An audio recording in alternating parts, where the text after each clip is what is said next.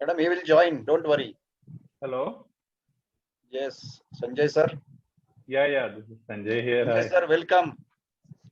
Hi. Doctor. Welcome. I'm Dr. D.M. Gujarati, Director of the Ashoka Business School and Ashoka Education Foundation. I welcome you all for this session on big data analytics. Welcome, sir. Thank you. Over to Sarita, madam. Yes, sir. Good afternoon, sir. Good afternoon. Good afternoon. Good afternoon, student. Good afternoon, Sanjay Sinha, sir. And, good afternoon, sir. Good afternoon, ma'am. Yeah, and our honorary director, sir, Ashoka Business School, Dr. D.M. Gujarati, sir. Sir, now it will be an online introduction to you, our director, sir, Dr. Gujarati. And he is there to welcome you here. And today we are going to talk on a role of a big data in Industry 4.0. Before that, sir, I would like to give some introduction.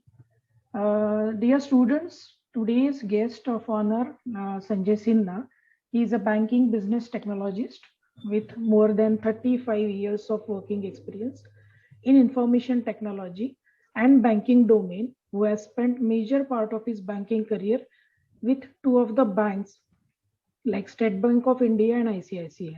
With a short stint of USA data management consultant, he is currently also working as a consultant in data management. He have also worked with a corporate like Teradata, HP Enterprises with the roles like consulting and delivery manager, country sales manager, has also leadership roles in financial sectors, corporates like Polaris, 3i Infotech, and also the partner analytics and the data management in the HP Enterprises services. Sir has recently engaged for about the year in consulting with Wipro Technologies, Pune, for a banking client on big data analytics and the financial technology, that is fintech. You must have heard the word fintech, everyone, those who are interested in finance. He is a visiting faculty advisor to many multiple engineering institutes as an advisor. Though he has graduated in commerce from Allahabad University and currently based in Pune, he is a life member of Institute of Banking and Finance, being a certified associate banker, that is CAIIB. He has a keen interest in advanced technology with emphasis on data science, blockchain, artificial intelligence, and machine learning too. He is currently engaged as a director of a business unit manufacturing robotic special purpose machines, that is SPM, for welding requirements to support the business process reengineering, BPR, and the operations. I know students, you all are hearing all these words, all these terminology of the industry in your subjects, BPR and all that. And he has worked many years on the same. On the top of that, he is also a lifelong learner. So, though sir is giving a voluntarily you can say the training and counseling to the students like you as a management. So this is what a very short introduction to sir, but there is much more than whatever I have said. So now I request Sanjay sir to start the address.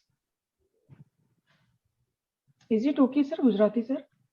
Yes, Can yes, we start yes. it? Okay, sir. Yes, Thank yes. you. Once again, I welcome you, sir. Oh, thank you so much. Thanks for giving me this opportunity to meet so many young and bright students. It's always a pleasure to share the knowledge with all. And whatever I can probably tell people, I'll be very happy. I've been doing that for so many years. So how do we start? Good afternoon, students. So hope you are all. Good afternoon, sir. Good afternoon, sir. Good afternoon, sir. Good afternoon. You are here and popped up, right? Not in the afternoon session or sleepy or the post-lunch type mood, right? No, sir. No, Okay. No, sir. Good. Okay, I'll try to share my scene. What I basically wanted to cover is, I don't know how much of big data has already been covered with you people right now, but I'll start with the basics, what big data is about, Why is it called big data? When did the term get coined? How did it come up? Like data you would have known, but why big data? Why did they start calling big data? What was it like that made people look into this? It came in as a song, if you people probably know or don't know.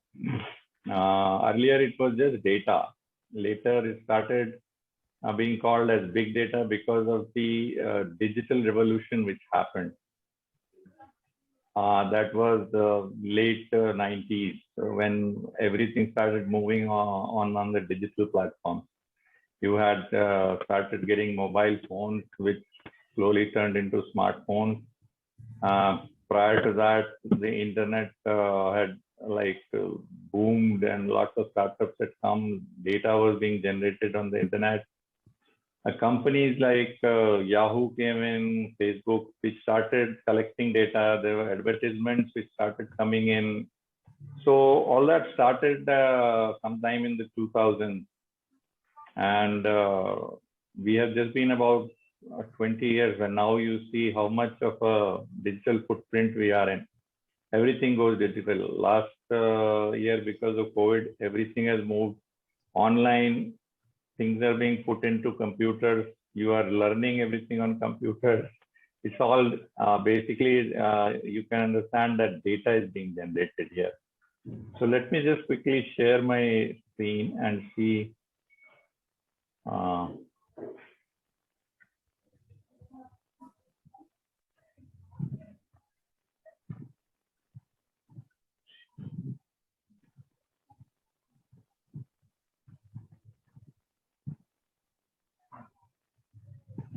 Are you guys able to see my screen? Not yet, sir. No, sir. No, sir. Okay.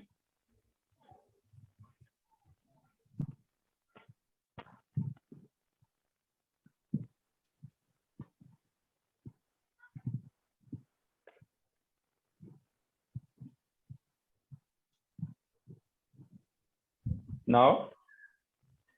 Yes, sir. Yes, It sir. is Yes, visible sir. now.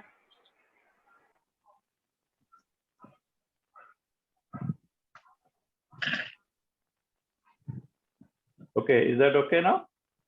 Yes, sir. Yes, sir. Yes, sir. Yes, sir.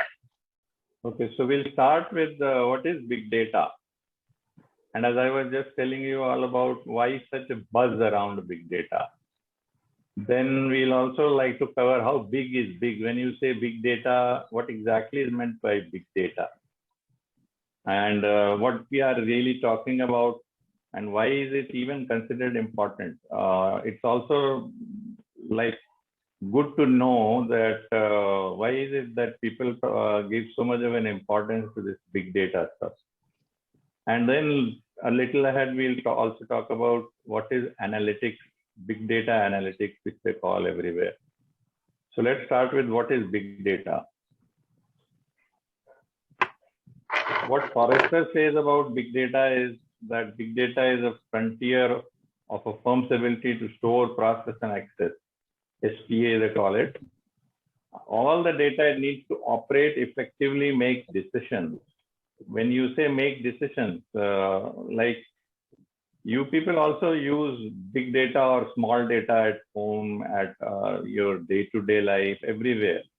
If you think that if you have to buy a product, if you want to buy a new clothes or something, what do? You usually look at lots of places, right? To go to different shops and all. And nowadays you're doing online shopping. So what you do is you look at Amazon, you look at Flipkart, and you look at all other places. That is why, just to find out where the best price is available. That is like making a decision to decide where to buy it. That is where data comes in. So when organizations or firms are also making decisions, they like to see the data. It also helps them reducing a risk. So what happens is if you don't do all that research before buying a product, you may be fooled because you may buy the product very expensive, though it is available at a reduced price. So that reduces your risk of spending more money. And also agreed that you have to, when these organizations work, they serve customers. So that was what Forrester, a research firm, used to say about big data. But obviously, it is like kind of a boring definition of big data. So Gartner came up with something like big data in general is defined as high volume, velocity, variety information assets that demand cost-effective, innovative forms of information processing for enhanced insight and decision making. So information processing again is a word which you coined earlier. Wherever there is information, organizations start to process that information. And in processing that information, they want to have an enhanced insight. Like they want to predict, they also want to see, summarize and know how the trends are going, what people are liking, what people are not liking, and all that. So that is where the enhanced insight comes in. And that helps in their decision making again. That was what Gartner said. So again, the definition was a little too techy. Information assets, innovative forms, information processing. Then IBM, IBM is an organization again which deals with hardware, software, a lot of applications. They came up with a short definition which said big data is the data characterized by three attributes. Volume means big data when you say there is a lot of data. So it has basically volume. Variety, it also means that you have data of lot of things. It's not just one particular structured data. If you're collecting variety data, that comes under big data. And velocity is like while you're collecting the data is coming in very fast. I don't know if you people know something on this telecom data, telecom CDR, which are called data records. Every time when you are talking on your mobile phone, all that data is stored somewhere, which is again known as CDR. So think about the velocity of the data which is going in there. All these telecom providers like Jio, Vodafone, Idea, whatever, they have servers where when you are talking to each other, the data is being generated and the data is also being stored. So you can imagine how fast the data is coming in. Millions and millions and people, in fact, billions of people talking to each other all the time, kind of 24 hours, and all that data is being stored. So that again, they started to say that it is being characterized by these attributes. But again, these were words. It probably didn't very well explain what the data, big data is. Then Oracle, again, another company of databases, they came up with volume, variety, velocity, and value. So here it started making a little bit of a sense. Okay, you have a lot of volume in the data. You have variety in the data. Velocity, yes, okay. But what do we do with it? So you have to find out a value. All that CDR records, yes, it's being collected. But what would somebody like to do with the that CDR, whatever you call that as a call data record between two people if they're talking. But now if you see that it has some value when they try to locate some particular phone numbers of terrorists, or for that matter, people who are scheming or planning something like a bomb attack and all. So when the intelligence works, it tries to find out, okay, these guys were planning something, let's check their call data records. And also they get to know as to which number is calling which number. And if they have suspects on that, you can imagine how this helps. So that is where the value of all this data comes in. So it started making sense as to what volume, variety, velocity, and value comes in with big data. But again, these were buzzwords. So you can get confused as to what big data is actually. So when you say value of that, big data looks like a different thing. Let's look like big data in a different way. How did the earlier computers work? You know how computers were. I don't know if you people were too young, but I started in computers in something like 1984, where computers used to come like this. So this is a Sinclair machine, which was the earliest kind of a computer where we would do basic programming. So this itself had a RAM, this had everything in it, and you could connect it with a small monitor and type in your programs. run those programs, compile the program, run them, and see the results. So that is where it all started. And the limit was put in, okay, when it's such a small thing, is it still a big data? No, it wasn't. But at that time, it can be, it's like an anecdote when you say small data is when it's fitting in RAM, big data is when it crashes because it does not fit in a RAM. RAM is random access memory. So any of these computers, even our mobile phones now have random access memory, which is known as the memory which the computer or the phone or any of the digital devices use, and at the time when it is on. And then there is a storage. So you have a 16 GB phone which has 16 GB of storage, but there is still some RAM in it, 2 GB, 1 GB, 2 MB, 4 MB RAM. So RAM is a random access memory. So how do you say that a big data is when it starts to have it as a big data? Otherwise, it's just data. Let's try again. You have probably some idea about what a byte is. A byte is a computer term which is used to measure the size of the memory of a computer. So when you say 1 byte is kind of 1 grain of rice, then if you say a kilobyte, it comes up to like 1 kilo a byte, again like a gram and a kilogram. So that comes up to like, if you equate it, it will cut to around cup of rice. When it goes to megabytes, it may be 8 bags of rice. When it goes to gigabytes, it could be 3 semi-trucks of rice again. So rice is 1 grain is byte, and gigabyte comes to semi-truck. Terabyte comes into container ships. That much of rice could comprise of kind of terabytes. And if you move ahead as petabyte, it could blanket the whole New York, Manhattan. And if you talk of exabyte, which is again cover the whole of India as such with rice. Or if you go to zettabyte, fills the Pacific Ocean. Yottabyte is currently the limit where you have a rice ball as the size of Earth. I hope you people are not getting bored. Not at all, sir. Not at all, sir. No. Okay.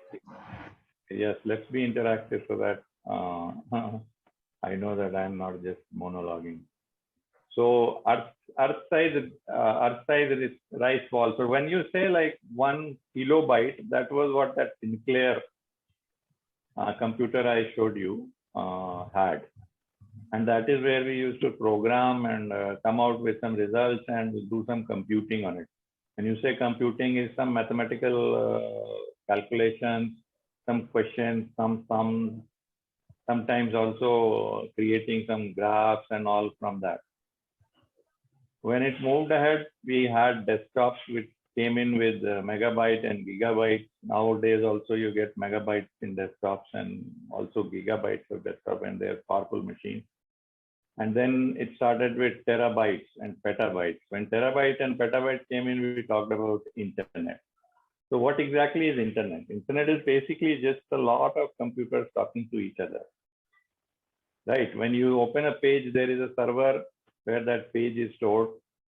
The internet goes and finds out looking for that page, like you say www.yahoo.com. So the Yahoo server get activated. And those servers are in many countries and they have a lot of capacity. So that is where these terabytes and petabytes of data come in. So when it is internet, it goes up to that.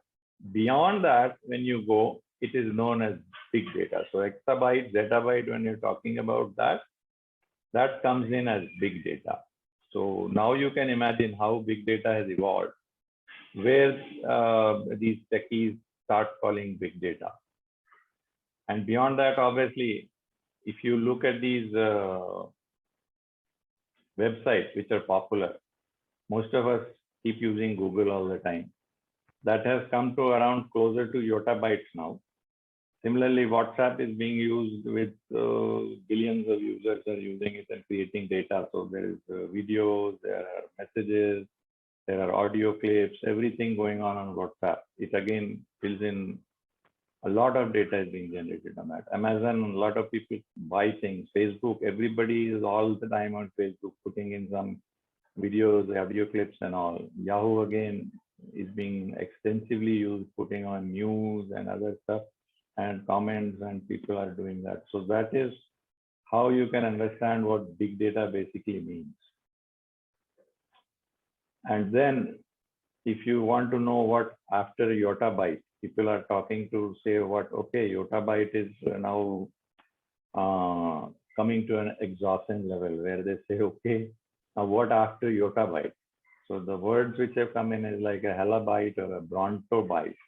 A brontobyte would be around 1,000 Yottabytes. Unimaginable, but yes, there are servers. Google is having a lot of servers, and their data centers are as big as big football field where all the servers are generating those heats where every time whatever is happening is being stored. So they have a lot of these data centers in different countries and where all the data is being stored. So whenever somebody looks at something in Google, all that data is stored somewhere. And the next person, when they look at it, they also get those pages. So this is the concept what big data was, but it's not just about the size, okay? As I earlier said, Oracle had defined it saying that, okay, what do you have the value? So more important is to get that value of big data. It's not just, okay, so much of data is being generated. Now, if you look at an example of Amazon, which was, or probably if you look at an example of a Google, you can say at Amazon, when you buy something or you look at something, what does it do? It tracks what you are looking at. And it also tracks where your email ID is. So next time when you are opening your Yahoo ID, you start getting advertisements of that particular product. So that is where they're using the data. The value of the data is for them basically hooking up with the customer so that that person looks at the product and buys it. Similarly, if you know sites like ClearTip or EasyTrip or Orbitz or any of those which are used to buy these air tickets and all. So they also look at the value. When they see a person, they are looking or buying some tickets, they correct it and find out, okay, this guy is wanting to go from Ahmedabad to Bombay and the tickets that he is looking are those. Next time he's putting a date and all. The next time when you look at it, they probably would increase the ticket because they know that if you're traveling on 21st and earlier you were looking at the ticket on the 11th of the month, then you are probably just exploring how much does it cost. But if you're looking at the same ticket on the 18th or the 19th of the month, then it shows that probably now you are about to fly. So the ticket which was probably cheaper during the period of 11th or 12th will go a little higher when you're looking at the 17th or the 18th of the month, because now they are saying that you have made up a mind and you are deciding to go, so you'll buy the ticket even if it's a little expensive. So that is how the value of the data is being generated, how these websites use the data. So if you remember, if you people open some sites, they ask you to accept cookies. Have you seen that? Yes, sir. Yes, sir. Yes, sir. Yeah, a lot of times those cookies are accepted. So those cookies are basically stored on your machine, and that website recognizes you next time when you're coming in. That is where these cookies are giving the value of big data. So imagine not just you, there are millions and millions of people who are always visiting these sites and working on them and doing something, and they keep accepting the cookies. So those cookies are stored in your desktop, laptop, or even your phone, so that the next time when you enter, they let you know, they'll come to know that it's the same person and what he was doing last time and what they plan to do this time. When you say value of big data, as I gave you an example, this is known as intelligence. When you say market intelligence, that is like I gave you an example of Amazon choosing it, that, okay, this is what people are liking. These are the trends currently, even the fashion trends and other stuff. that the big data helps you decide the value. Similarly, business intelligence is a lot of these business organizations use this BI, what they call it, and the business intelligence, where they can decide, okay, where should we make our production higher, or what do we do about a particular product which is not being sold. So do we have to do a lot of marketing? Do we find out our competition? They again have to look at the data at all. So as I give you an example, if you supposingly there is a medical or a pharmacy company manufacturing 3 or 4 medicines, all for headache, but they are not aware as to how many of them are being sold. So there could be one like Ceridon, one can be another, there would be 3. Now all 3 are being produced in an equal manner and probably the same number. If they have kind of a business intelligence, they find out that a particular medicine, Ceridon, is being more popular. Everybody buys that, but the other 2 are not being sold. So they can reduce their manufacturing of the other 2, which gives them a business intelligence. So they save a lot of money because, as you know, medicines expire, right? So they have a shelf life. Similarly, for food products, there are a lot of food products which are manufactured by ITC Foods, if you know. But ITC Foods doesn't know which are the most popular. Then they'll keep producing each and every ready-to-eat food and other stuff, which has a shelf life, and they get expired. And when they get expired, they obviously can't be sold. The shopkeepers give them back to ITC. Again, there is a lot of money which is spent on destroying that item, which is a loss to the company. One, it was not sold. Second, you have to do a proper refusal, what they call it as garbage. You have to burn them and all because it has plastic and other stuff. So if they have business intelligence, they can know exactly that which products are more popular, so they can increase the production of those products and reduce the production of the other products. So they don't have to remove it at all, but then they can reduce it. But later at some stages when they come to know, okay, this product is not being sold at all, that product is pulled out of the market so that they can save money.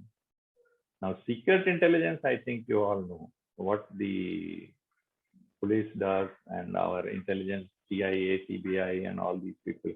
They do the secret intelligence of getting again data. Now, most of the police stations and all these FIRs are getting digitized.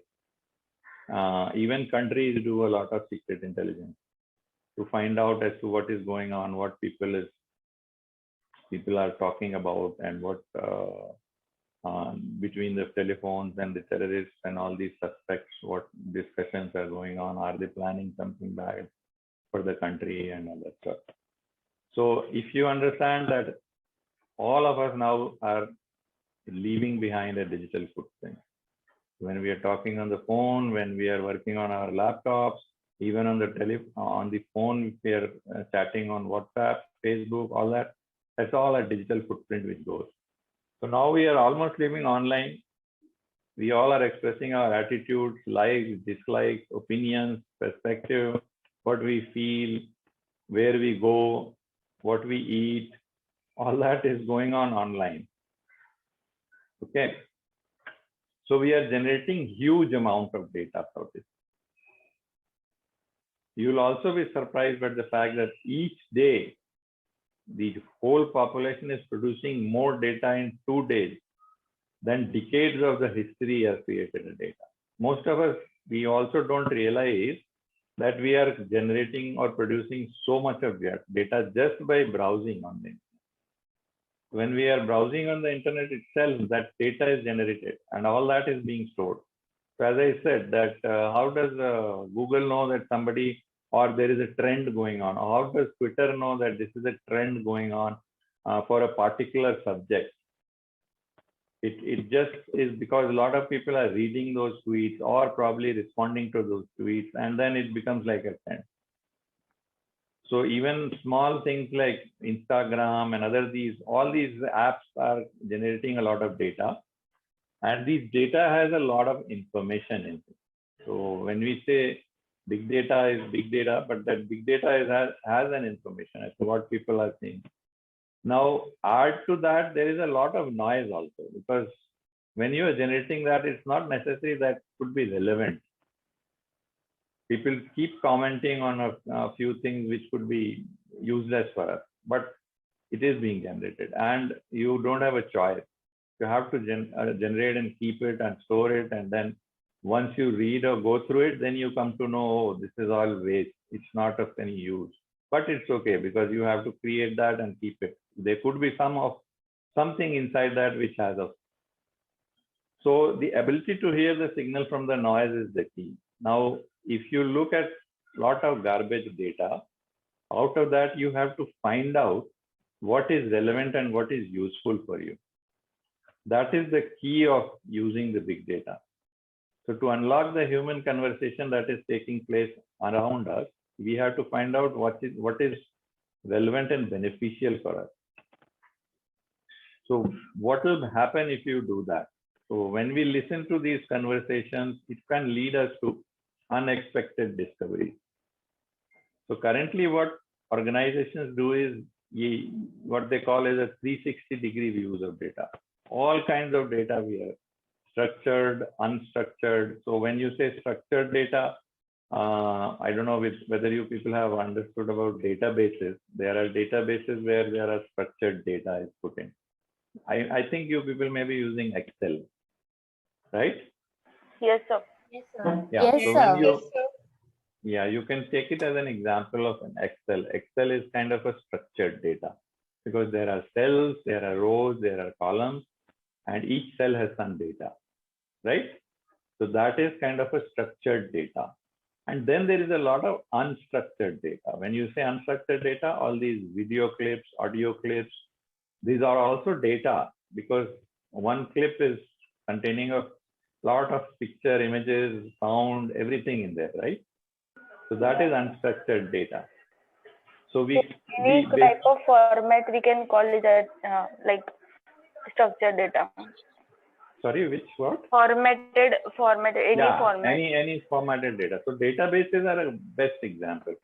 Any of the databases you are using, Access, Microsoft, or any Oracle data, or any other data where we store and keep it in a proper manner, where we can access and see. All that is considered as structured data. The sad part is not everything is structured now. A lot of unstructured data is coming in. But we have to analyze all kinds of data, and organizations have now started. When you say big data analysis or big data analytics, it's basically you're covering all structured and unstructured, because you can have a mix of both. And then if you're talking about like phone numbers, all that could be structured data, right? You can have a phone number where the guy lives, his address, his name, and all that. That is all structured. But what he talks is not structured. He could be talking anything, right, on the call data record. So that is where both, and you have to match both. What person, okay, you have to have that phone number and the name and the address and the location. And then you have to find out what they're chatting or talking about. So that is unstructured, and you have to relate both to that. So when we create our own analysis of this, that is known as analytics for the people, or known as data analytics. As I said, when you're talking about listening to the conversation, that will help us in unexpected discoveries. We may not be knowing, but then when we find out, those discoveries coming. Now, if you talk about data analytics, where is it needed? These are some of the examples, as I already had been talking about. Intelligence gathering. So as you said, we said about secret intelligence. So intelligence gathering is where data analytics is. You can get all that information, but you have to analyze that.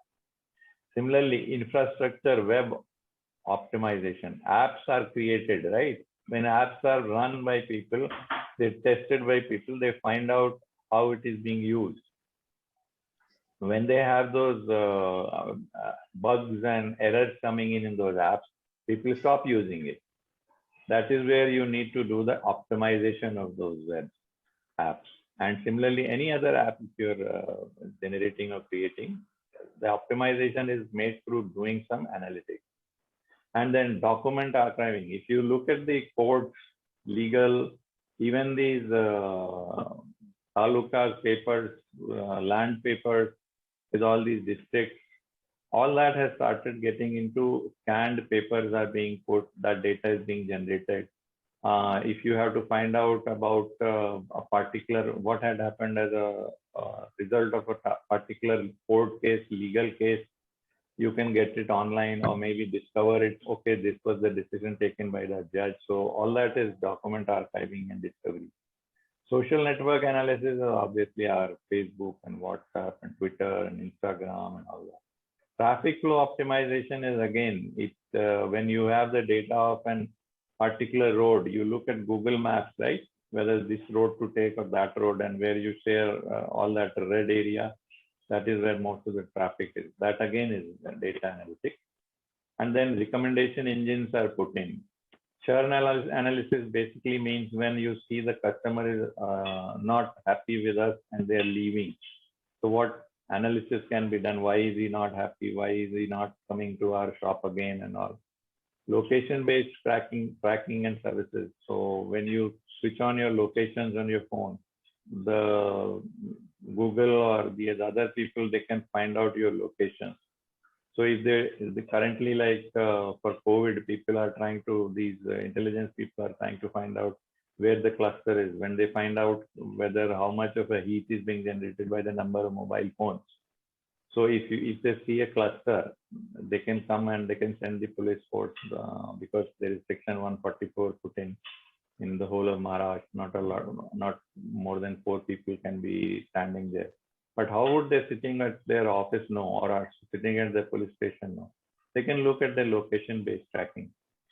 That is basically looking at the cluster of the telephones at one place. If there are about more than 10, yes, you find out there is some reason why people are collected there, and they can send a police force to disperse them.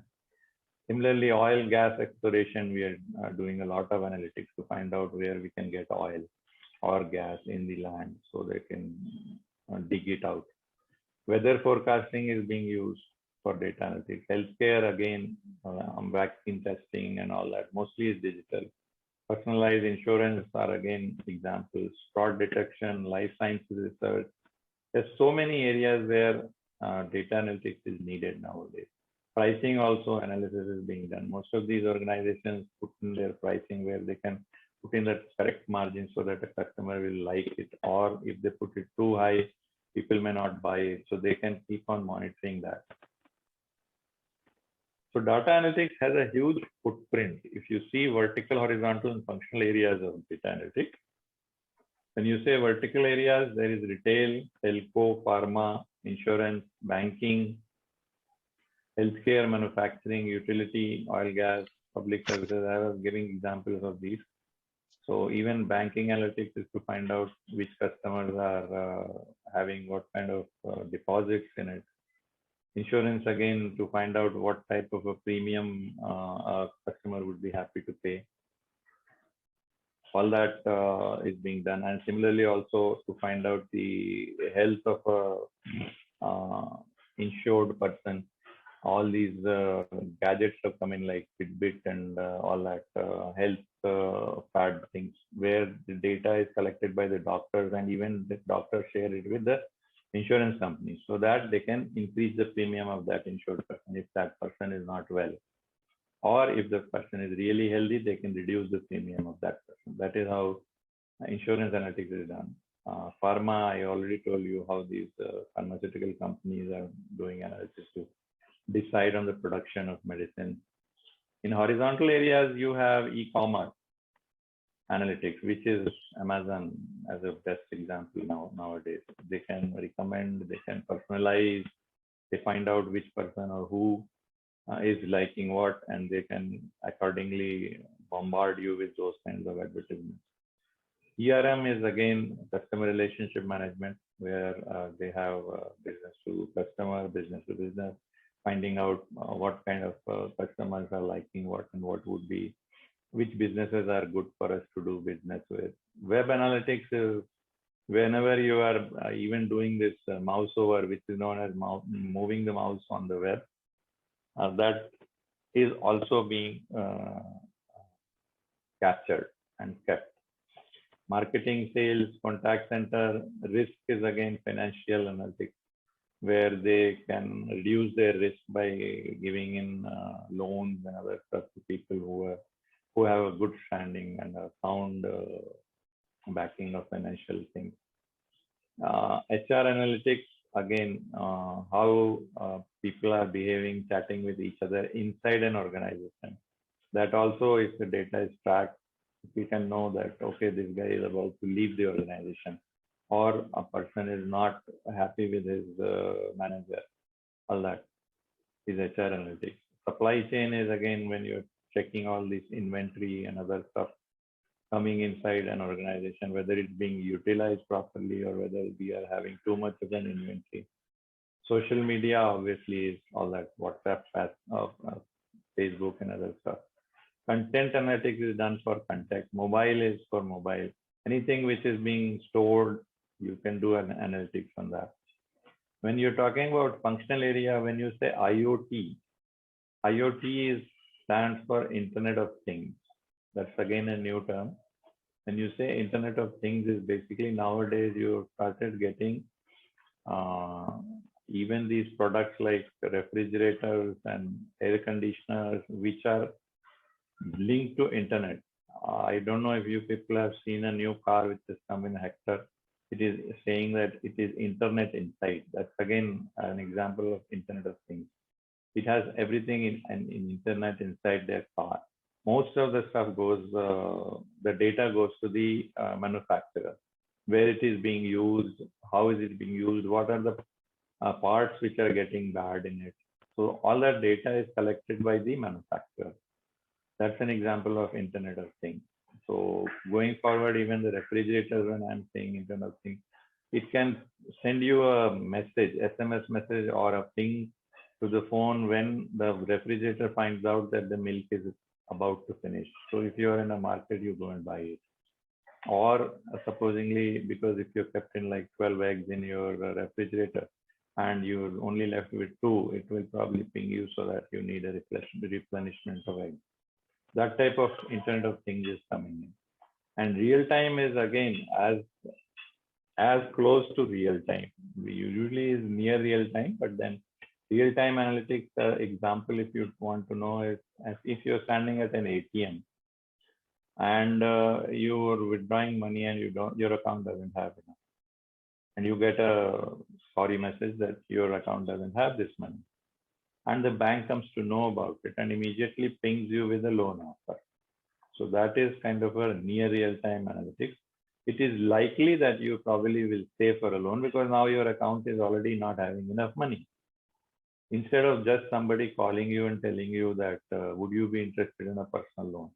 So that's like firing in the dark. But when you're exactly standing at the ATM and not having money, and it's likely that you will, out of 10, probably 5 or 6 would say yes. That's also known as predictive analytics. So when you have a lot of data, you can predict that, okay, this customer will probably be a good bet for taking a loan or maybe buying a product or things like that. Prescriptive is optimization and simulation. So prescriptive is prescribing, okay, this is going to happen. When you're talking about analytics of weather, how do these weather people come back and tell you that it's going to rain or it's going to be a sunny day or maybe there is a storm coming? So that is prescriptive analytics. Then you have fraud and behavioral.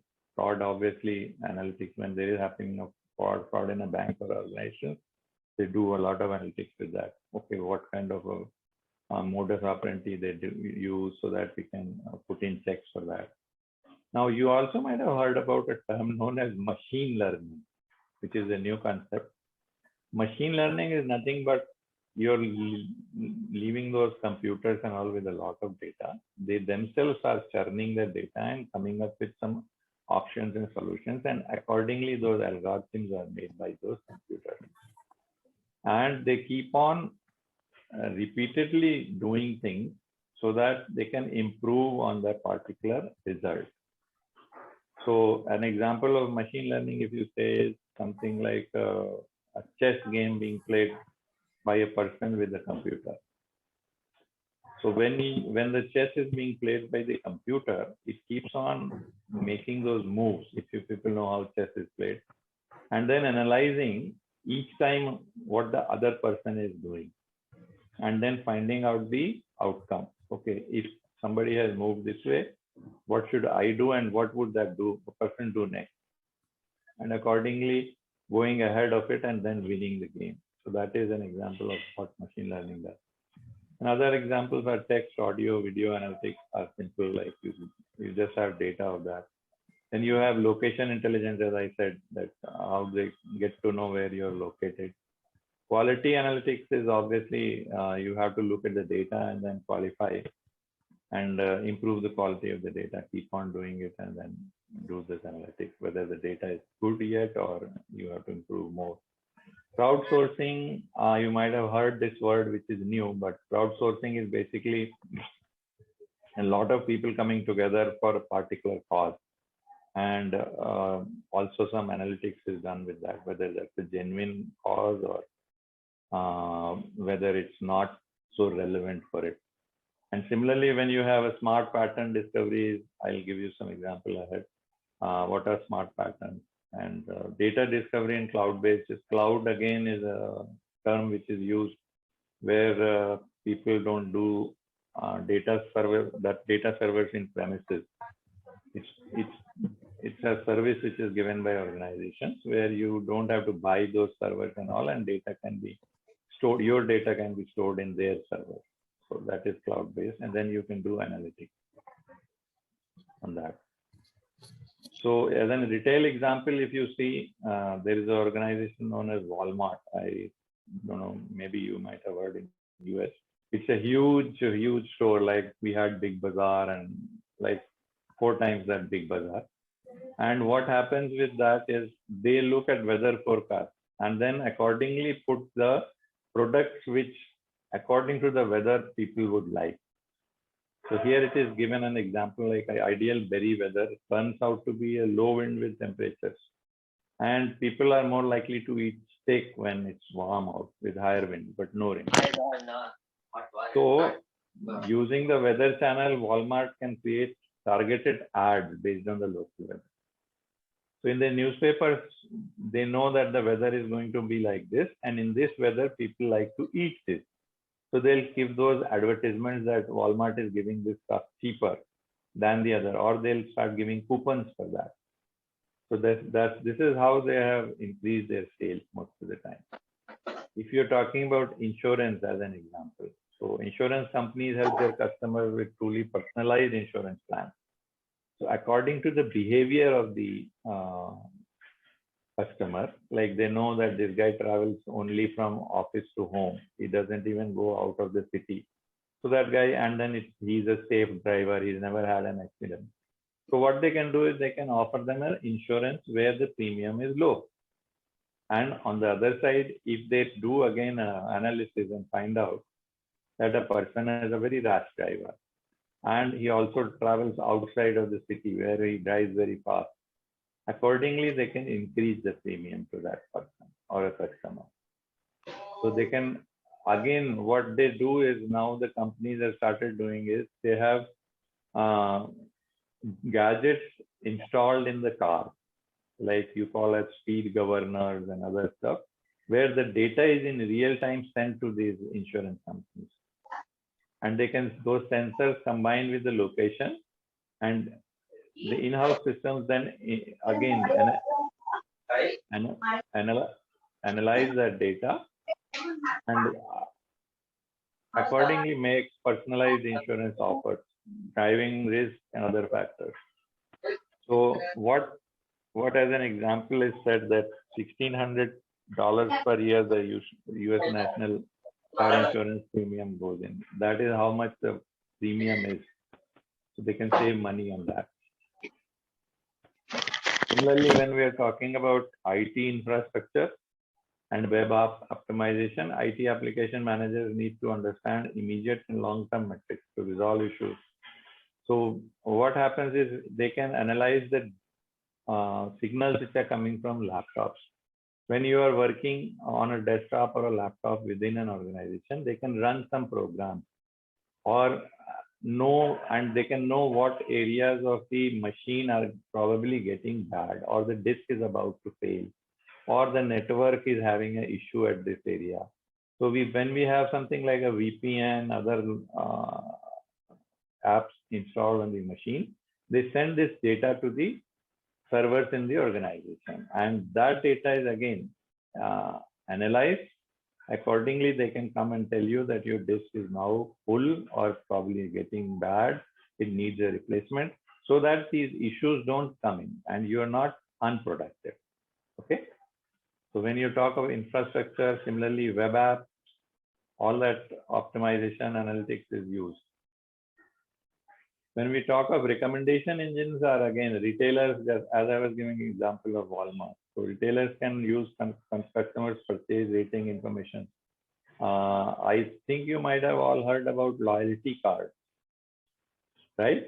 Yes, sir. Yeah, Yes. so those loyalty cards are examples of this recommendation engine. When you keep on buying stuff from an organization, your loyalty keeps increasing. So you keep getting points, right? And those Yes. points and all that data, they keep on collecting. And accordingly, you become a prime customer or what they can say as a VIP customer, because you are buying a lot of stuff from them and you don't look at the price too much, and even if it's expensive, and then accordingly they can probably make you offers which can be interesting for you. So when these things happen, like for Amazon, they said that 158 items sold a second by Amazon.com on a Cyber Monday, and they have these offers coming on a particular Monday. Pricing, again, you can do a lot of analysis with pricing, which is improving the customer satisfaction and the sales. So if you look at example retailers, large, small, online, in-store, they can improve their margin with a detailed pricing analysis, which prices the customers are buying. Or accordingly, if this sector is being heavily used, then you can reduce the pricing, particularly for an air travel, if you say.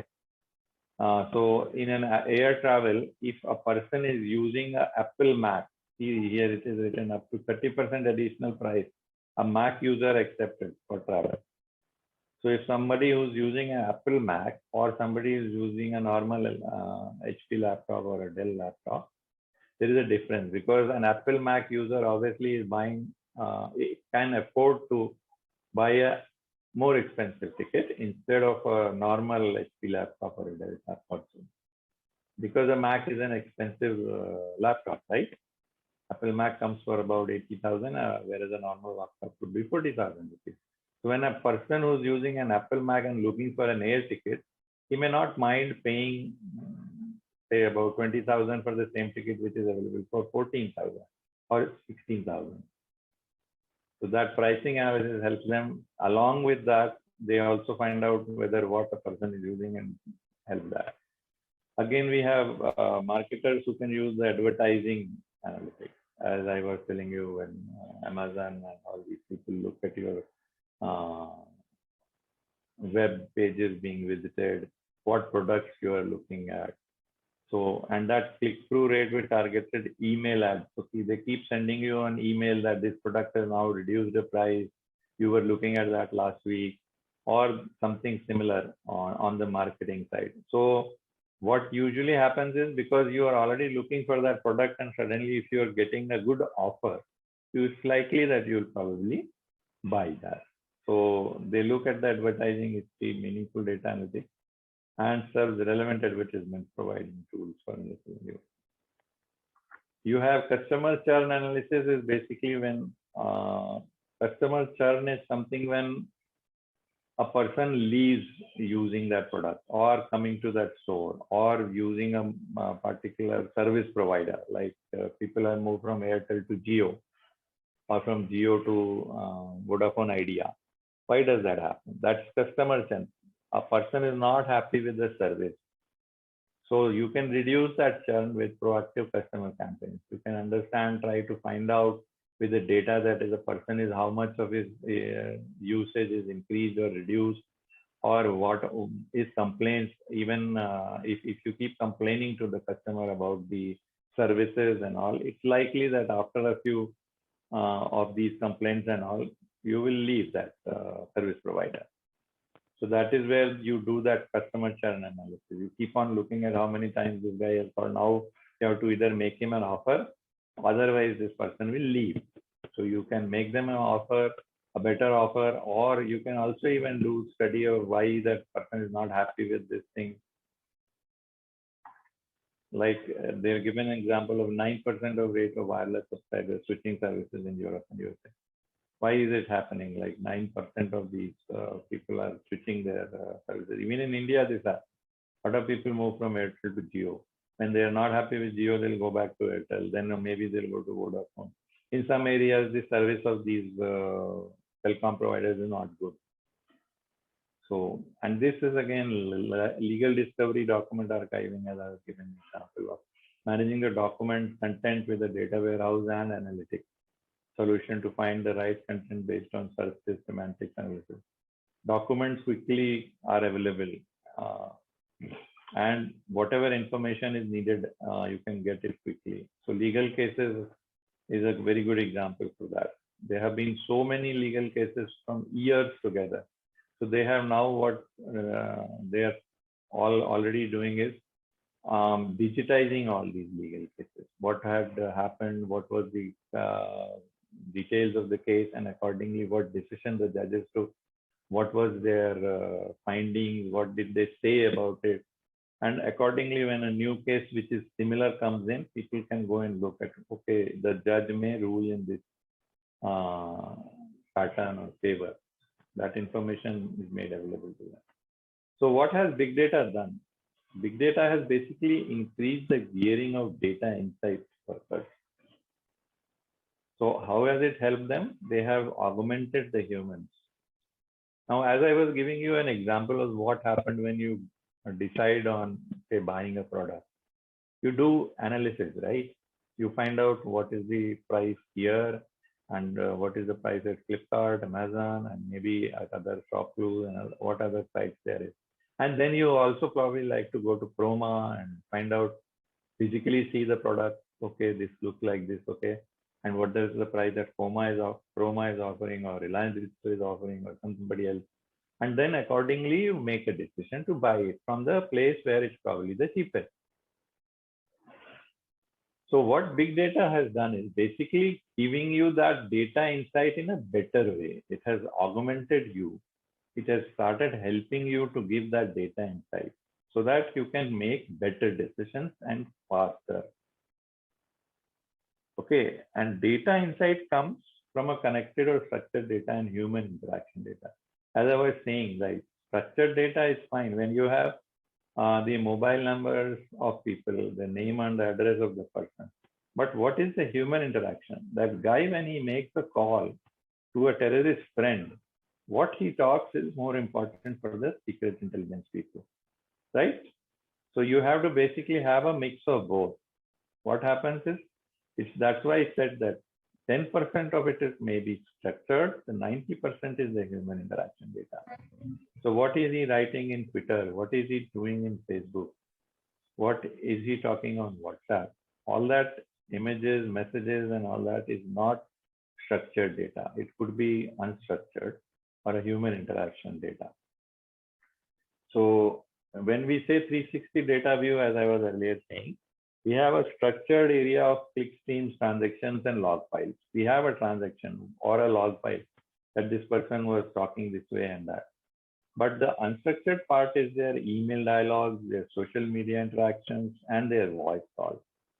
So this is exactly a view of what a 360 degree is meant in big data analytics, right? People are using it. Both of them are useful for deciding or making decisions. So analytics for the people, when I said earlier, how does it work? It goes like this.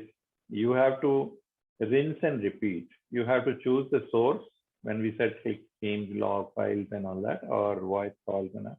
Then those and how to analyze, we have to choose it. Okay, once we have all the data, we find out the best tools, the apps which can do the analysis. And then when that happens, we have to render it. We have to make a visualization. Maybe find out, create a graph of it, or maybe come out with what makes sense. How to understand by this analysis that this is what the trend is, how the whole thing is going, or where we can make a decision because of it, and then release it so that the organization or the person gets it. Like the intelligence polls are shown that, okay, we have already monitored that this guy has been talking to these people. And similarly in the banks and all other places, everywhere where they come out with a visualization of showing how the bank's performance has been, how the organization's sales have been, sales analysis is done, customers, how they have been increasing the number or maybe decreasing. All that is done, shown, and then they make a decision on that's where it is said as releasing. But then they have to go back to do the same thing again. So it's kind of an experiment. So everything basically is an experiment nowadays. So learn quickly, learn accurately using maintenance logs, telemetry, touch schemes, social sentiment, voice interactions, and email interactions. And then there are devices which help you do that, like applications are there, music and TV applications are there, data analysis is done, business processes are being studied. So what companies do usually is design, and you can see the numbers, 15 days. It is probably the time when they have to do that.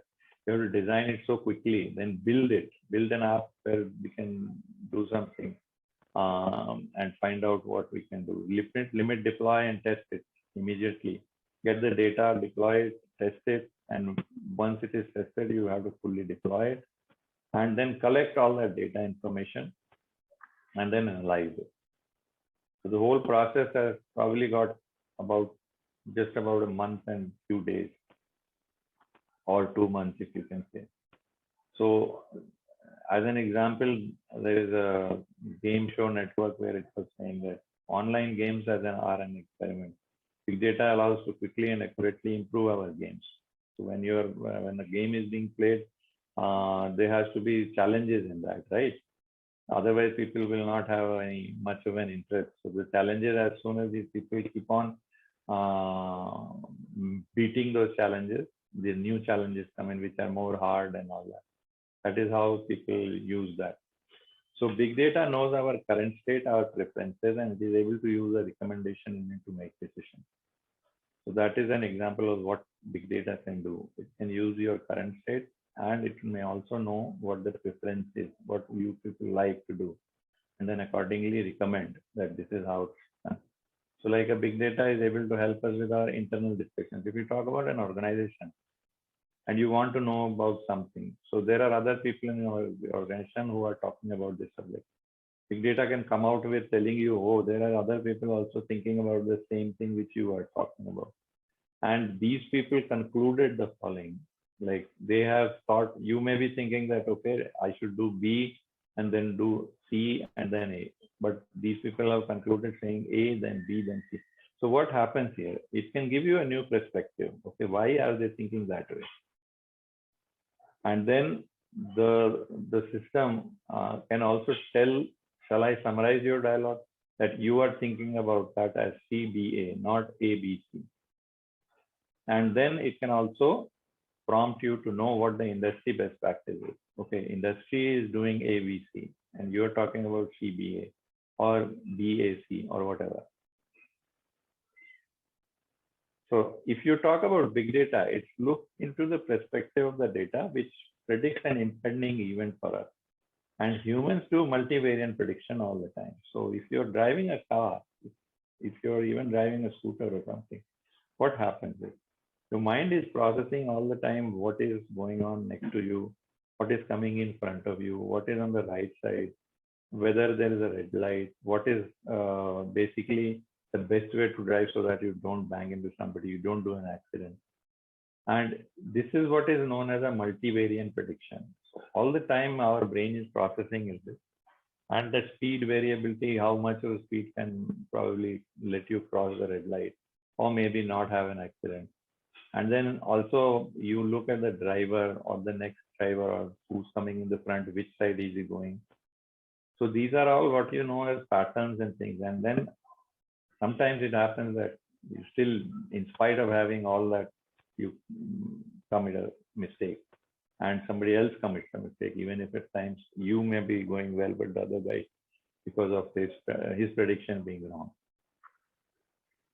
And what big data has started doing is teach the system what a bad event looks like. So when they talk about the data, they also look at, as I was saying, in human interactions, they identify the areas where a bad event happened and what were the circumstances when this happened. So there could be like 3 points where it is said that X, that this is what were the circumstances in the environment and the position when it happened this way. And it will look for the same situation building in the future. And that is where it is known as machine learning. So machine learning is basically the computers using big data and creating the same event, or what you can say, simulating the same situation and deciding on, okay, not to happen. Now, if you're talking about how big data helps in getting closer to your customers, you have 3 types of analysis which you do. Sentiment analysis, you do find, and then transaction analysis and analyze the customer transaction. How do you get closer? By performing a sentiment analysis. So forming clusters and monitoring sentiment. If you look at the Twitter and the community websites, it's allowed to companies to firstly look for clustering. Clustering is through social media interactions, what people are talking about. People are mostly talking about, okay, this dress is so nice. I have just bought it. Why don't you go and buy it before it finishes or something like that? And the social media clustering is where we also look for customers talking about it. So even in Twitter or Facebook, if people are talking much about a product, then the product manufacturer company also keeps monitoring at the Facebook and Twitter and find out that, okay, this is being liked by a lot of people. What we can do is probably increase the production of this product so that when it comes, it doesn't wipe out or maybe get less, so that we are able to sell as much as possible. Besides that, clusters, once they are identified, they can be analyzed for sentiment and also found out that the products are being liked, how these sentiments are trending over time, like within a period of such and such, how much sales are happening, if they are really positive or negative, or they are not at all passive about it, they are not interested in this product. So when we analyze the social media interactions, we find some people are central, they have a lot of connections and they interact a lot. And if that person has turned, like here it's given an example, that this person is probably not liking our services. And there are so many Facebook members we have, or Twitter members or followers, what they call us.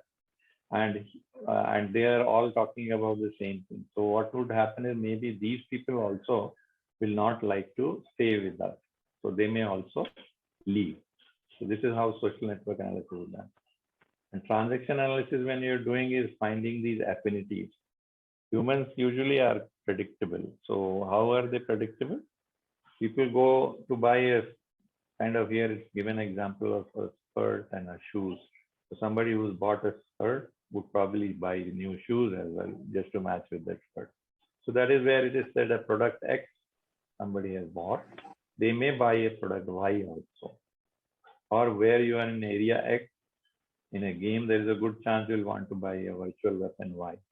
With that particular game, if you get into some of the area where you are finding that, okay, you need to work with something, you'll look for something which is relevant to that area. Or as an example, you can also say affinities, long time affinities are there. If one guy buys a house, he'll probably buy paint, dishwasher, TV, new lights next few months. So that is how you can decide on the affinity of a customer. And retailers love affinity because it allows them to increase the average transaction value per customer. It allows them to increase the loyalty also of the customer. So they work on that affinity values. And the customer transactions are recommendation profiles also, because they can recommend that, okay, these transactions are happening with a particular customer is buying these stuff. And they are used to build up the view of the personal preference. This guy comes in, he always buys the latest goggles which are available and a ski jacket or a model or maybe whatever. So accordingly, they those affinities in there. And you need to analyze these customer transactions very quickly. We always have been doing those transaction customer analysis, but it has now to be done very quickly because of the reason that if you lose time on that, the customer may suddenly change their mind. So as an example, they have given a customer is about to make a purchase and we can help them through a timely analysis. It is better than telling them a week later, we could have helped you buy something else as well. So fast analysis, particularly to clothes retailers, store managers, they require to arrange their stores optimally.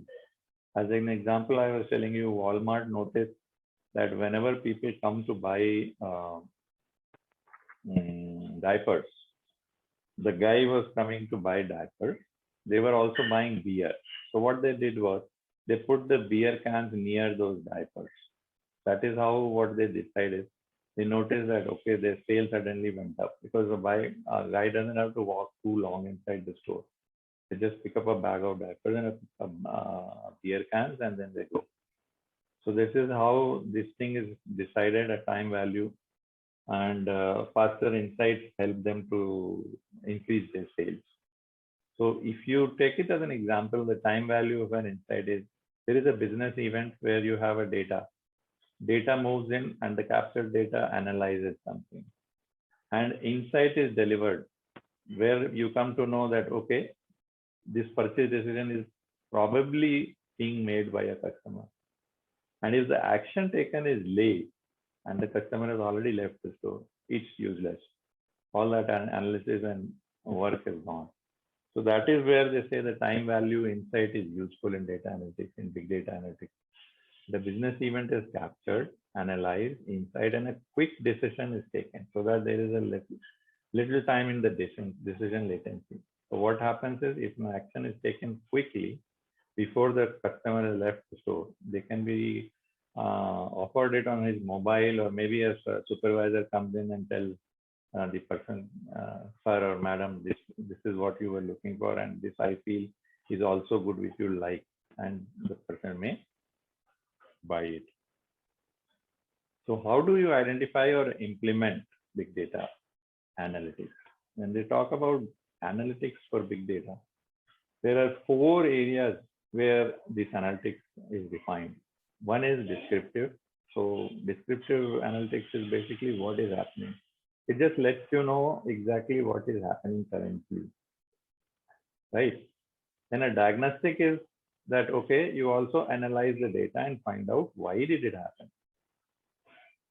It's not that, okay, this is happening, but it also gives you a diagnostic of areas, okay, like I was giving you an example of network getting bad or your hard disk getting full, right?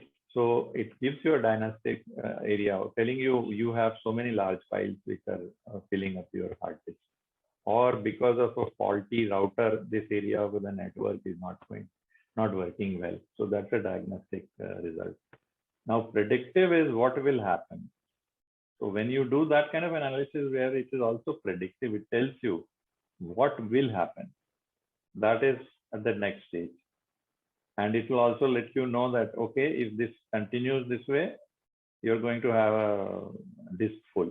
So the person will suddenly be unproductive, or probably say that, okay, I can't work anymore because there is no disk space left with me. Or on big servers and all that. That is very important to know.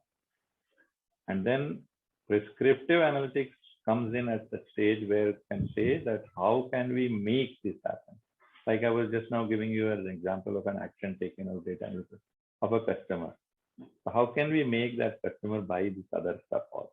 So that's kind of a prescriptive analytics which is done. When you talk about analytics in simple arithmetic, reporting dashboards and common BI platforms, this is basically a normal kind of where it comes to why did it happen, what is happening.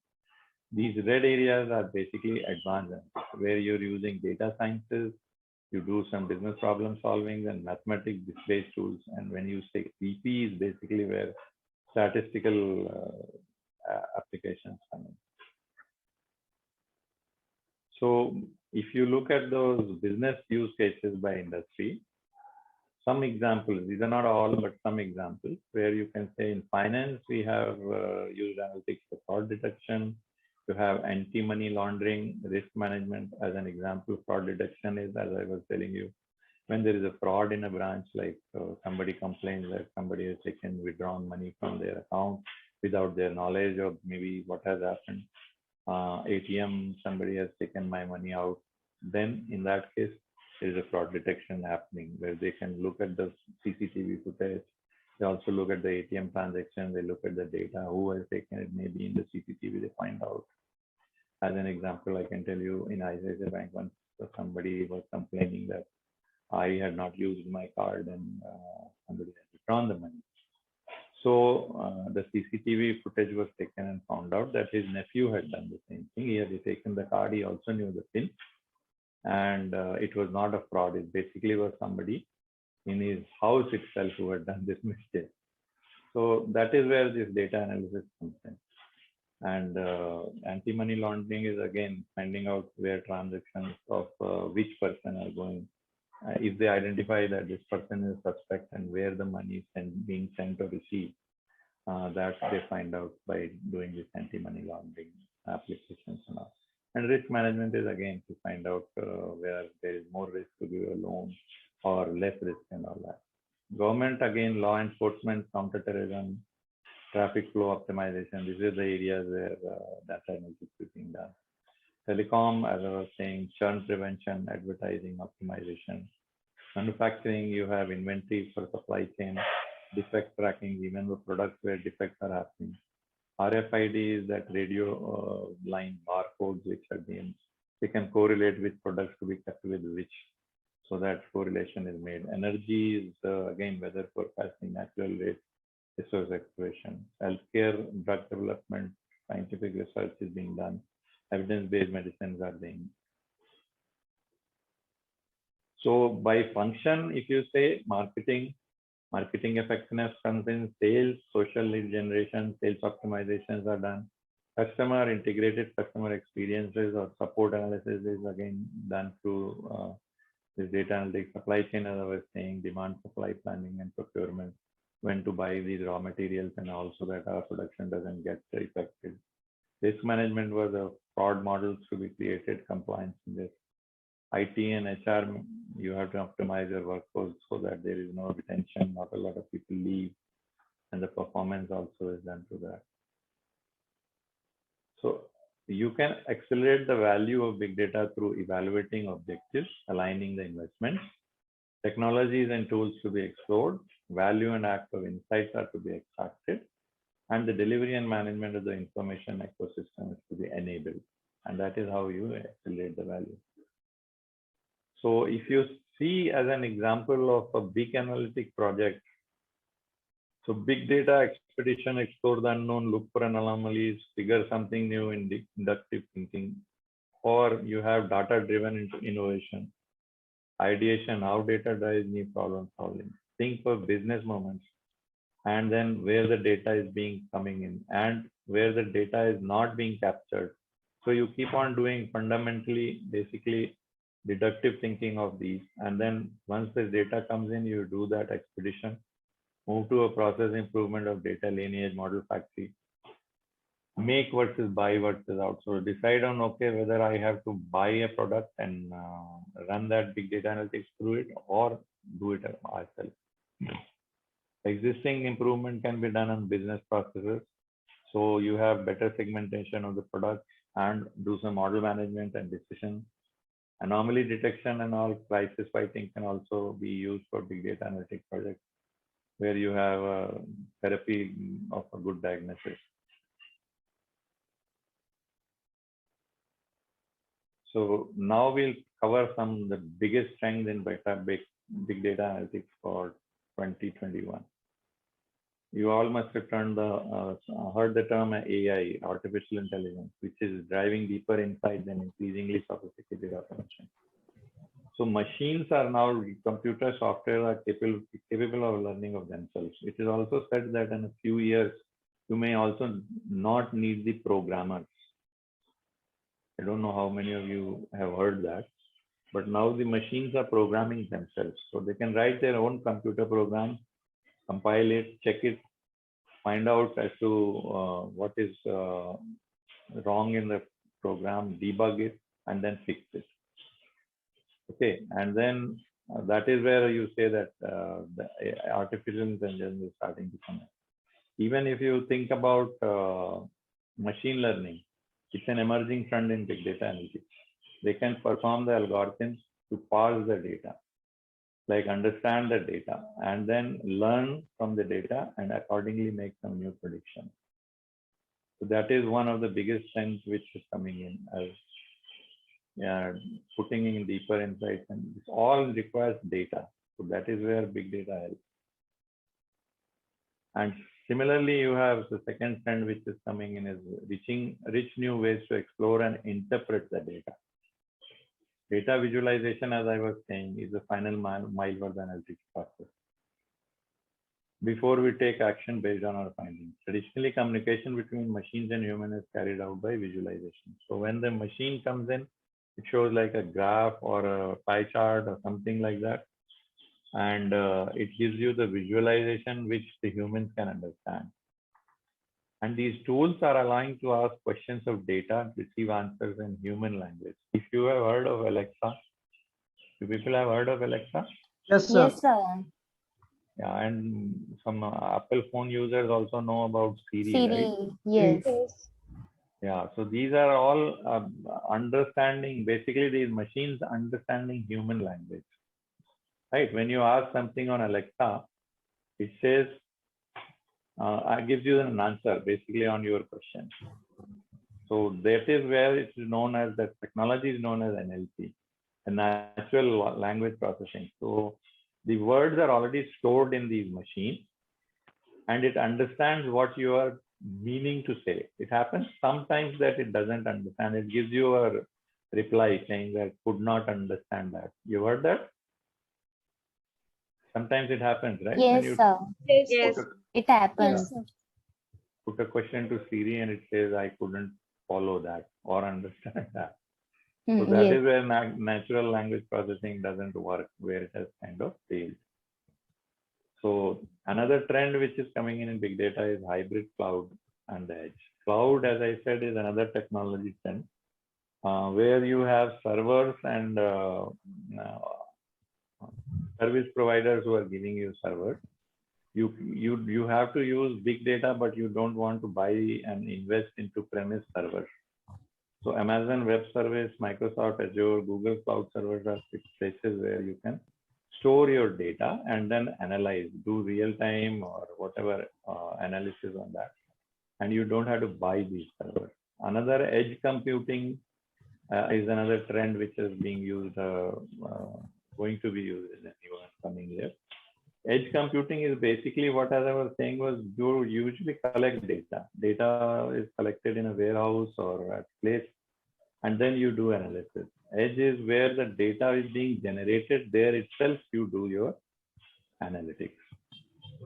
So it is a process where it is collected. Instead of sending it, it does the analysis right there.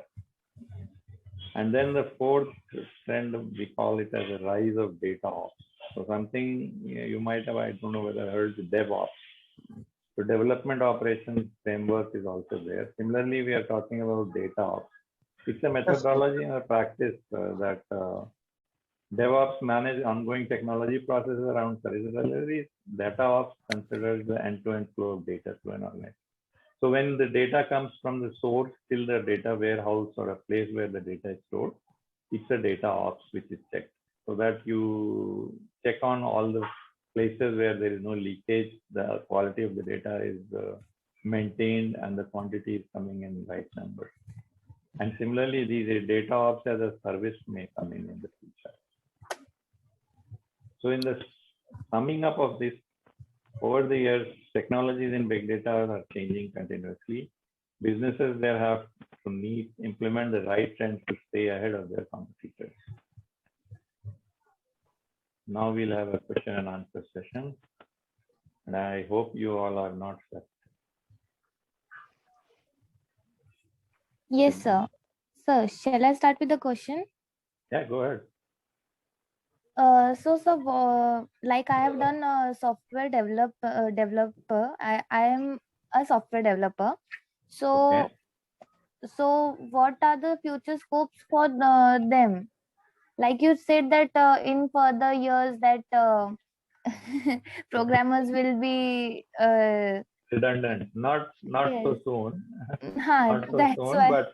but otherwise, if you see since the last few years, there have been so many changes in the languages also. I have seen a lot. It had earlier being like basic, then you had a lot of people who used to write programs in COBOL, and then there was C developers. Then Visual C came in from Microsoft. Similarly, you have operating systems also which have come and gone. And now that C++ is not so much popular, Java has come in. Java, everybody is learning Java. So even there are programmers, these machines which are being developed to write Java programs. So it is not going to happen so quick. You should not worry. You can continue to learn and do things. And in any case, if you know some basics about a particular software, it always helps to migrate to other things like machine learning and AI and other stuff which is coming in.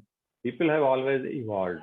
If you see for the last few years, who had learned C++ and other languages, they moved to Java also because the basic structure of the algorithms and flowcharts and all are common. If you know one language, you can learn others, like machine learning and others are not so difficult for you. So even if you've done it, you shouldn't worry. Yes, sir. And so, what skills we should require for the for being a data analyst? Like in which field we should have the interest or which qualities we should have? One most important skill you need for data analysis is know databases, how to handle data. The first thing is that. So because if you need to analyze data, you first have to know what data is and how it is stored, what is the way you read it, how do you keep it, how it is stored and all that stuff. So anybody who is wanting to go into data should start basics of databases. How computers store the data and how do they read the data? What is the best way to, there is something known as SQL, if you people have heard, that is Yes, a structured query language. So what type of languages are there to understand data? That is what I would say, that you people should know about databases and how to manage them. Sanjay sir. Yeah. For your kind information, Dr. Gujarat is speaking. Right. Last year, we have introduced business analytics as a specialization for our students. Okay, good. Yeah. Gujarati sir, I was about to ask the question on that only. So what is the future scope of business analytics now? There is a lot of scope of business. Everything is now going to business analytics now. It's not basically just business analytics, it is data analytics, but yes, most of, because even in business analytics, you're taught data analytics because it is data which is being analyzed. So all kind of businesses will only survive if they do data analytics. And most of the big organizations, if you see, they are analyzing your data like crazy. Facebook, all of the Google, all these big organizations, they are making decisions based on the data. And that is why they're capturing all the data, whether it's interactive data, human phones, whatever you are doing on Google, it's all being captured. That's what I said, right? While you're browsing the internet, you don't know, but you're generating some other data because organizations are willing to capture each and every click, each and every movement of your mouse. Mouse overs are called like that. Whenever your mouse is even moving on a screen of a server, it's being captured. So there is a lot of scope. Sir, I have a question. Yeah. Yeah, continue, Rutu. Hello.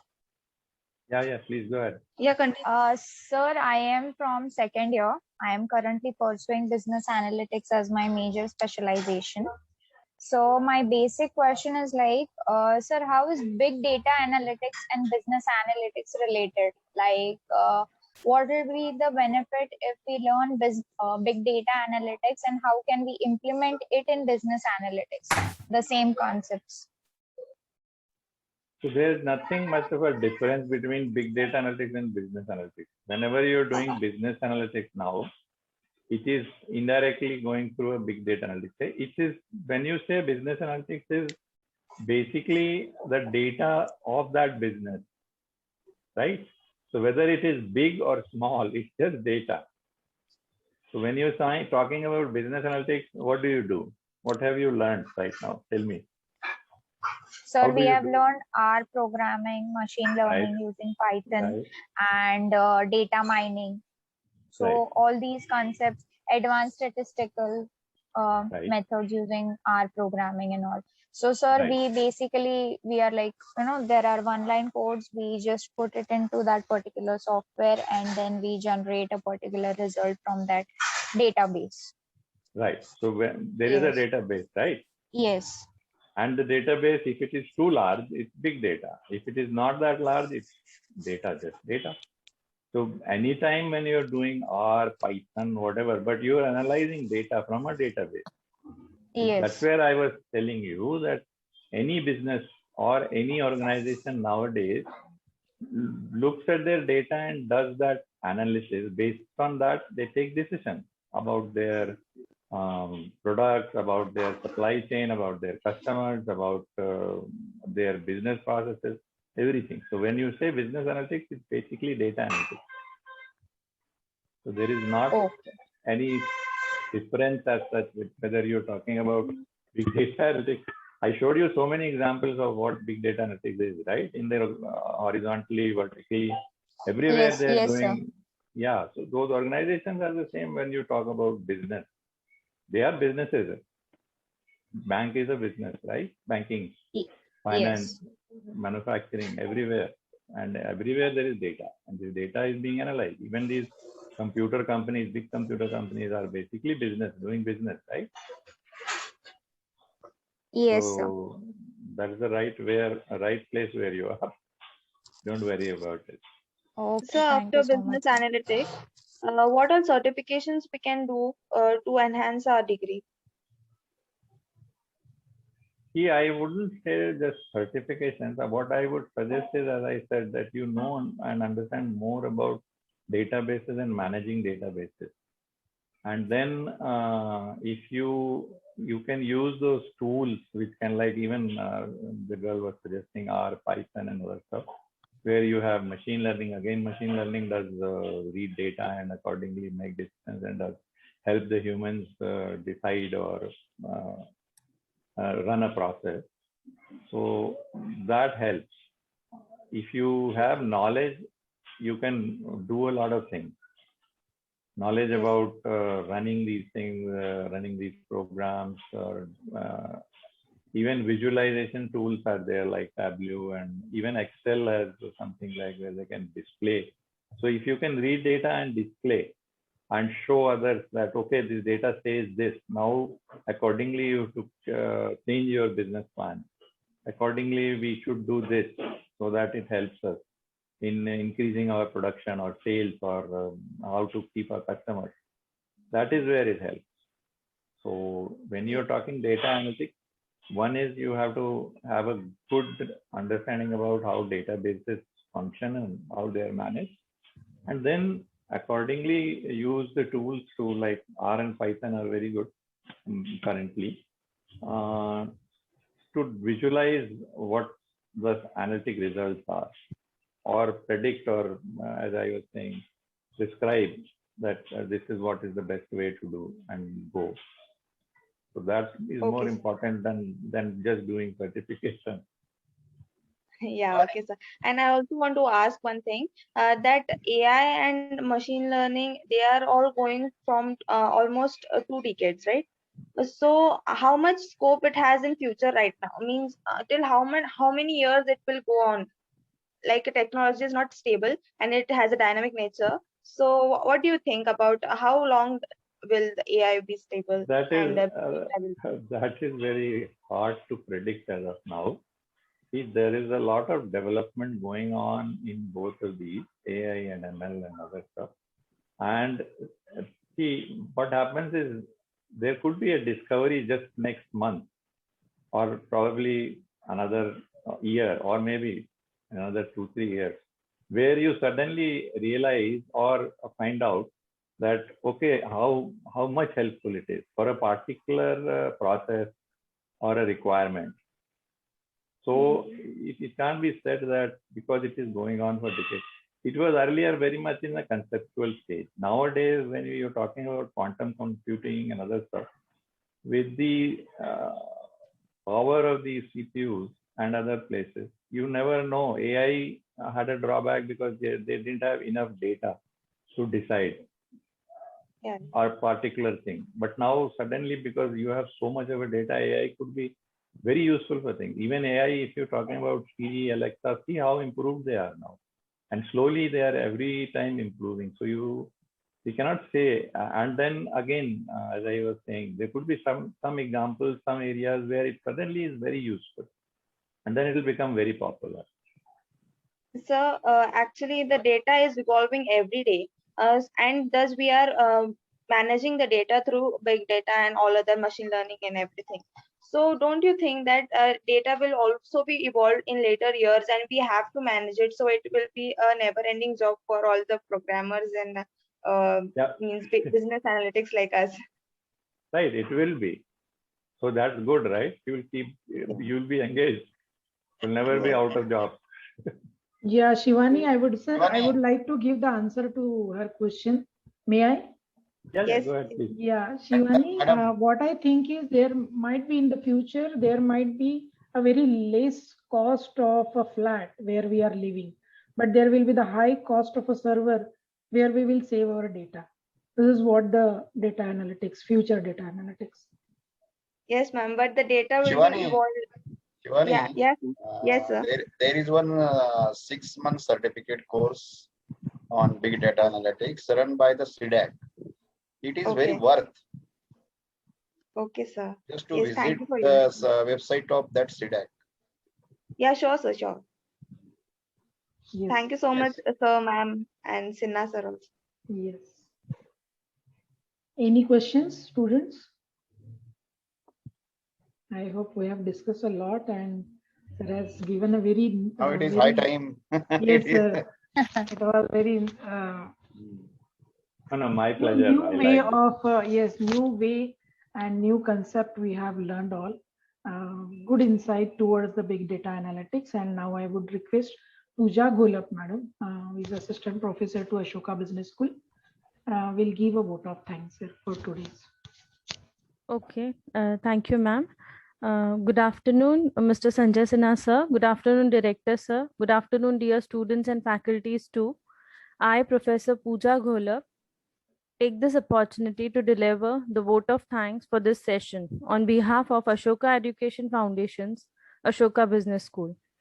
It is rightly said, without big data analytics, companies are blind and deaf, wandering out onto the web like deer on a freeway. Today's session has actually brought out the true meaning of the above quote. I express my heartfelt gratitude to Mr. Sinha, who devoted his time to guide us on this topic. I'm sure his thoughts have given students a lot of new insights into big data. Big data seem to be a big data, but it's not about size, it's about the value that lies within it. Thank you for making us learn what market intelligence, business intelligence, and secret intelligence is all about. Thanks for a wonderful examples that have actually helped us in better understanding of the concept. Thank you very much, sir. I would also like to thank our chairman, Mr. Ashok Kataria, for his constant support and encouragement in whatever that we do for enriching our students' knowledge. Sincere gratitude to our director, Dr. D.M. Gujarati sir, for always being a moral support in all the activities we conduct for our students. Our gratitude to Dr. Narendra Telrande, Administrator, Ashoka Education Foundation, Higher Education, Dr. Rupali Khaire, Assistant Director, Ashoka Business School, and Dr. Vikas Gaundare, Academic Coordinator, Ashoka Business School. Thank you, Dr. Sarita Dhave, ma'am, the IQAC Coordinator, Ashoka Business School, for arranging such an informative session. Wholehearted thanks to all the participant students for their patient listening. Thank you to the entire team of Ashoka for contributing to the successful conduction of this session. Thank you all. Madam. Yes, sir. Give 15 minutes breaks to students for their lunch. Yes, sir, definitely. Yes. Thank you, Sanjay sir. Thank you, sir. Thank you. Thank Thank you. lot. My Thanks a pleasure. lot, My sir. pleasure. Yes, Thank yes. you. Thank you, sir. Thanks a lot. Thank you, sir. Thank you, sir. Okay. Thank you, Thank sir. you, Thank you, students. sir. Thank you, sir. Thank Have a you, great sir. day. Thanks, sir.